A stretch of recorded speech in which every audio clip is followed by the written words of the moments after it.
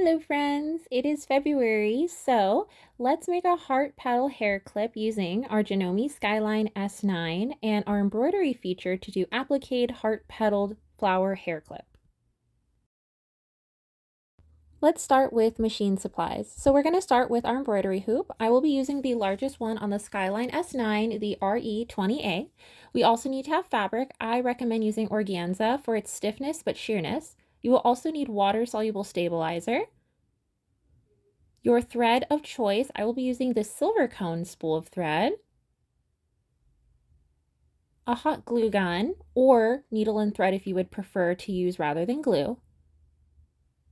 And make sure you have your file of choice, the petal I digitize here, on a USB stick.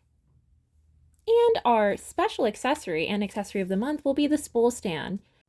This is a 2-spool stand and it connects perfectly to the back of my S9.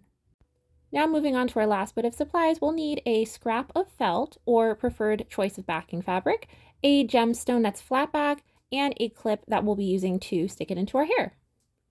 So for starters, let's go ahead and add on that spool stand. It is really easy to add to your machine. We're just going to undo the 2 screws found at the back of my S9. And as you can see, there are holes perfectly fit for the stand to then fit in and be re-screwed into place into the back of the machine.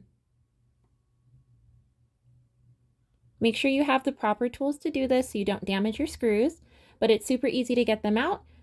Put the spool holder in, screw them back in, and it's ready to be used.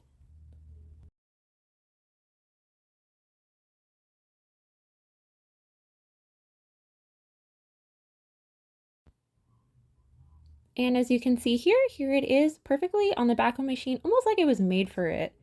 And as you can see, the telescopic arm goes up really high, so this is perfect for fitting any size spool that you need. And in my case, I have a very large spool and it fits on comfortably. You will also get this little bag of accessories, extra caps, extra spool holders, and it also comes with 2 versions of the thread guide that can stick into the slot right here in the front of the S9.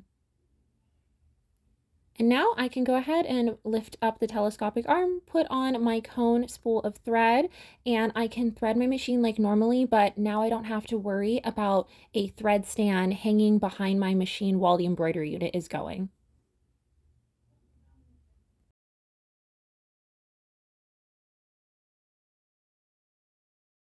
Jumping into the embroidery section, we're now going to go ahead and cut our organza fabric and our water-soluble stabilizer to the shape of the hoop. I like to go a little bit over just to give myself a little bit of space. We'll go ahead and unscrew our hoop to open it up. Place your organza fabric in first. I like to press my fabric before putting it in just to make sure I don't have any wrinkles.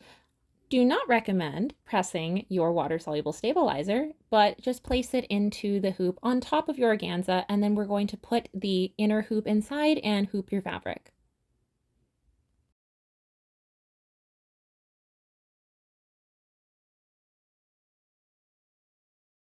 Make sure to tighten this screw as much as it can go. And let's move on to our machine. We're going to go ahead and open up our design. I put my designs on USB sticks, plug it into the right side of my machine, give it a few seconds, and then I'm able to open the file folder. I went ahead and looked for the design under my correct hoop size, the RE20A. And once I have it loaded, I went ahead and checked all the settings and placed my hoop into the machine. Once hooped and connected to the arm properly, I went ahead and hit the start button and just watched the machine run.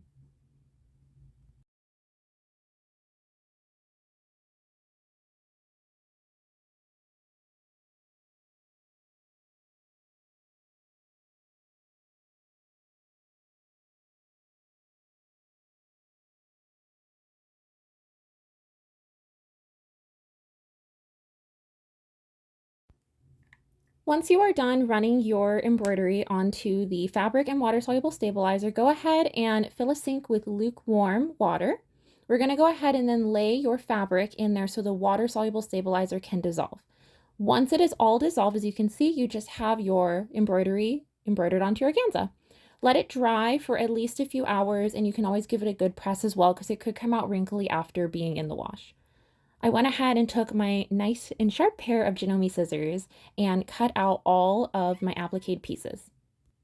You can utilize your edge finishing method of choice, but with anything that's polyester, I typically like to use a lighter. Just be careful of your fingers, but also watch how close you are to the edges, as if you burn too close to the organza, it will start to essentially burn right through the fabric. So moving on, I'm gonna go ahead and take my scrap piece of felt, and for this one, I just used the end of my spool of thread that I had on hand.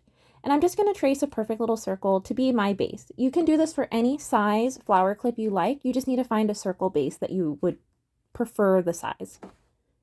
Once I cut it out, I'm going to go ahead and prepare my surface. I like to use a silicone mat anytime I use hot glue. And we're just going to go ahead and glue each petal onto my little base here. And I'm going in a circular motion, starting from the bottom outer layer and working my way in and up. I ended up using almost all of my petals, so I actually had a few more left over than I thought. We're now going to move on to securing our claw clip in the back, and we're going to take a scrap piece of felt and just cut it down to size. I cut mine down here, but I did end up having to cut it just a little bit more to fit the circle as I would prefer size-wise to be.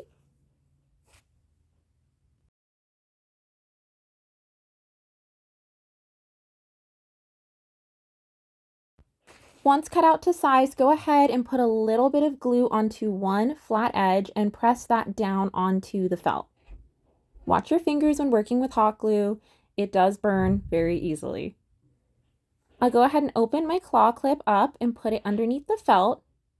And then I'm going to go ahead and glue down the other side. It's very important here you make sure not to get any glue onto the claw clip, because this can be removable later in case you want to change the size or change the style of clip. And now we're going to work on our last finishing touch, which is putting our flat back gem. You can choose any type of flat back gem, button, or anything that strikes your fancy. And you can go ahead and just put a little dot of glue, place your flat back gem down, press it down, and you are done. You can do this out of any color you'd like, and it makes such a cute accessory year-round, not just for Valentine's Day. Thanks for watching. Bye!